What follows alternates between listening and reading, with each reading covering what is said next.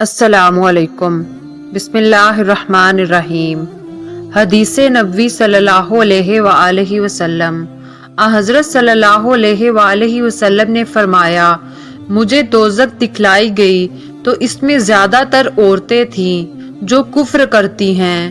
کہا گیا، حضور کیا وہ اللہ کے ساتھ کفر کرتی ہیں؟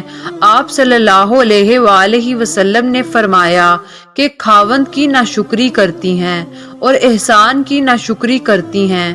اگر تم عمر بھر ان میں سے کسی کے ساتھ احسان کرتے رہو، پھر تمہاری طرف سے کبھی کوئی ان کے خیال میں ناگواری کی بات ہو جائے تو فوراً کہہ اٹھے گی کہ میں نے کبھی بھی تجھ سے کوئی بھلائی نہیں دیکھی۔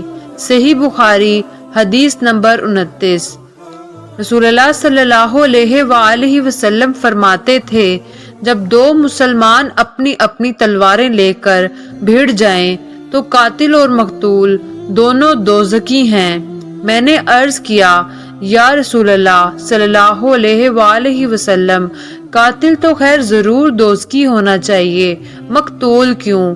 فرمایا، وہ بھی اپنے ساتھی کو مار ڈالنے کی حرص رکھتا تھا، موقع پاتا تو وہ اسے ضرور قتل کر دیتا، دل کے عزم سمیم پر وہ دوزخی ہوا۔